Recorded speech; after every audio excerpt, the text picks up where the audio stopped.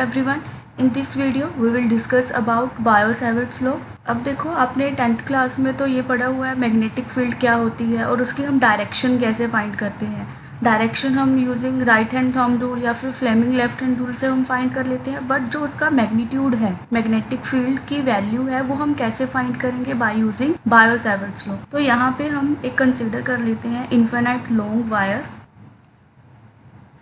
Suppose यहाँ पे क्या है, एक इन्फिनाइट लॉन्ग वायर है और इसमें करंट कितना पास कर रहा है, आई करंट पास कर रहा है, और यहाँ पे एक पॉइंट P है और इस P पॉइंट पे हमने मैग्नेटिक फील्ड की वैल्यू फाइंड करनी है ड्यू टू दिस वायर। अब देखो ये वायर क्या है, इन्फिनाइट लेंथ की है, तो हम यहाँ पे क्या कंसीडर करेंगे, एक स्मॉल एलिमेंट कंसीडर कर लेंगे ऑफ लेंथ dl। तो अब यहाँ से लेके इस P पॉइंट तक जो डिस्टेंस है वो कितना मान लिया हमने, r वेक्टर।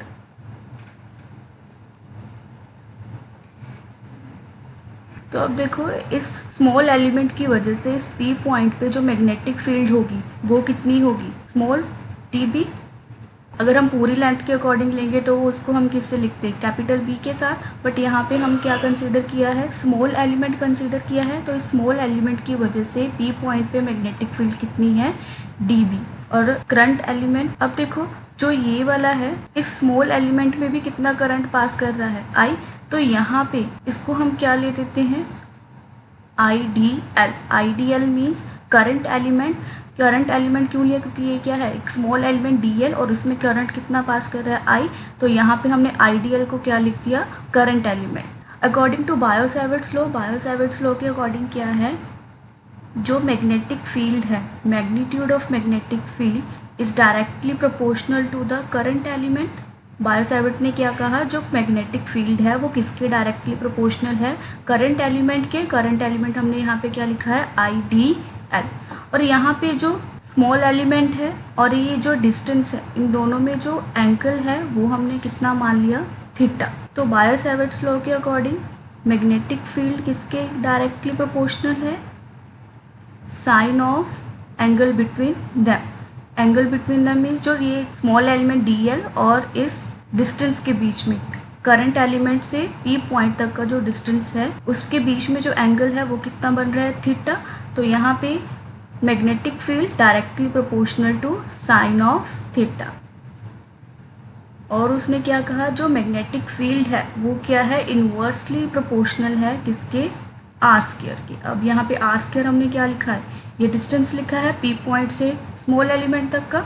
अब देखो यहाँ पे अगर इन तीनों वेक्टर्स को हम कंबाइन करेंगे तो क्या लिखेंगे, dB is directly proportional to IDL sine theta divide by r²। अब देखो यहाँ पे जो हमने डिस्टेंस लिखा है वो किससे लिखा है, r वेक्टर, और जो हमारा ये स्मॉल एलिमेंट है वो DL, इसको भी हम किससे लिखेंगे, वेक्टर से लिखेंगे। अभी यहाँ पे हम मैग्नीट्यूड के फॉर्म में लिख रहे हैं तो कुछ भी हमने वेक्टर के फॉर्म में नहीं लिखा। मान लो अगर DL स्मॉल एलिमेंट की डायरेक्शन इस तरफ है और जो डिस्टेंस हमने लिया उसकी डायरेक्शन इस तरफ है, तो जो थीटा की वैल्यू है वो इन दोनों की डायरेक्शन पे ही डिपेंड करती है। तो हमने यहाँ पे जो एलिमेंट DL है और R है, दोनों को हमने क्या कंसिडर किया है, वेक्टर। अब देखो यहाँ पे ये क्या है, डायरेक्टली प्रोपोर्शनल का साइन, डायरेक्टली प्रोपोर्शनल को हटा के हम क्या लिखते हैं, कांस्टेंट लिखते हैं, dB equals to mu naught upon 4 pi IDL sine theta divide by r²। अब यहाँ पे म्यू नोड क्या है, म्यू नोड यहाँ पे क्या है, मैग्नेटिक परमिएबिलिटी। परमिएबिलिटी का मतलब क्या है, मीन्स कितने पर्टिकुलर एरिया में जो मैग्नेटिक फील्ड है वो कितनी स्प्रेड हो रही है। जितनी ज़्यादा परमिएबिलिटी होगी उतना ही क्या होगा, मैग्नेटिक फील्ड होगी। ये दोनों क्या है, एक दूसरे के डायरेक्टली प्रोपोर्शनल आ रहे हैं, मीन्स जितनी ज़्यादा परमिएबिलिटी होगी उतनी ही ज़्यादा क्या होगी, मैग्नेटिक फील्ड होगी। और यहाँ पे हमने क्या लिखा है, mu node. Mu node means यहाँ पे जो परमिएबिलिटी है वो किसकी है, फ्री स्पेस। म्यू नोड क्या है, परमिएबिलिटी इन फ्री स्पेस। अगर हम म्यू एम लिख देते तो वो किसकी आ जाती, मीडियम की। तो ये जो वैल्यू आई है ये किसकी वैल्यू है, मैग्नेटिक फील्ड की, mu naught upon 4 pi IDL sine theta divide by r²। और ये किस फॉर्म में है, मैग्नीट्यूड की फॉर्म में।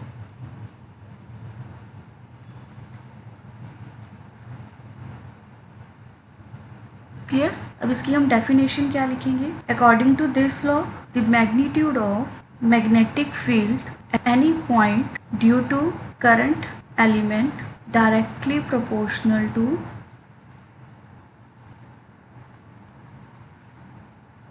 ideal, या फिर हम लिखेंगे current element और sin of angle theta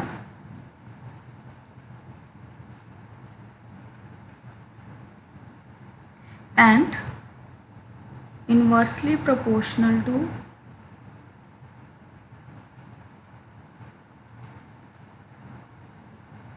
square of distance between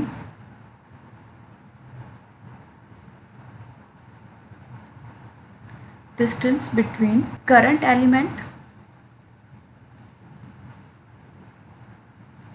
and the point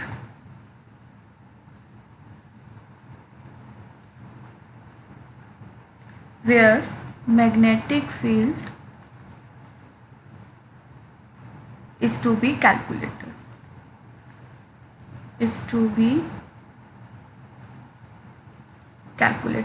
अब देखो यहाँ पे हमने मैग्नीट्यूड की फॉर्म में लिखा है, जो मैग्नीट्यूड है मैग्नेटिक फील्ड का वो किसके डायरेक्टली प्रोपोर्शनल है, current element ideal and sine of angle theta and inversely proportional to the square of distance between current element and the point where magnetic field is to be calculate. ये तो आ गया magnetic form, ये तो आ गया magnitude की form में। अब हम देखते हैं इसको वेक्टर फॉर्म में हम कैसे लिखेंगे। अब देखो अगर हमने वेक्टर फॉर्म में लिखना है तो dB को हम कैसे लिखेंगे, dB वेक्टर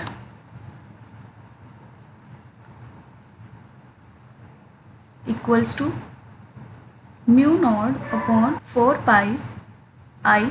अब dl क्या है, vector I dl sine theta को हम एज इट इज़ लिखेंगे divide by R square. R square तो क्या है, मैग्नीट्यूड के फॉर्म में था, और यहाँ पे हम क्या लिख देंगे, आर कैप। आर कैप क्या है, यूनिट वेक्टर जो डायरेक्शन बताएगा। अब देखो यूनिट वेक्टर को हम कैसे लिखते हैं, यूनिट वेक्टर को आप कैसे लिखते हो, R vector divide by R का मैग्नीट्यूड। तो अब यहाँ पे आर वेक्टर की वैल्यू हम यहाँ पे पुट कर देंगे यूनिट वेक्टर की, तो लिखो कितना आएगा, dB vector equals to mu naught upon 4 pi I dl vector sine theta R vector. अब देखो एक आर स्क्वायर ये है और साथ में ये मल्टीप्लाई हो जाएगा आर, तो यहाँ पे नीचे क्या लिखोगे आप, आर क्यू। अब आपने क्रॉस प्रोडक्ट किया होगा, क्रॉस प्रोडक्ट में हम क्या लिखते हैं, ए क्रॉस बी, तो उसको हम क्या लिख देते हैं, ए बी साइन थीटा। तो यहाँ पे हम D vector R vector sine theta, इसको हम कैसे लिख सकते हैं, D L cross R vector, तो यही हम यहाँ पे लिखेंगे। तो यहाँ पे आप क्या लिखोगे, D B vector equals to mu naught upon 4 pi I D L vector cross R vector divide by R cube. तो ये वैल्यू किसकी आ गई, मैग्नेटिक फील्ड के इन वेक्टर फॉर्म। अब आपको यूनिट ऑफ मैग्नेटिक फील्ड तो पता ही है, यूनिट ऑफ मैग्नेटिक फील्ड क्या है,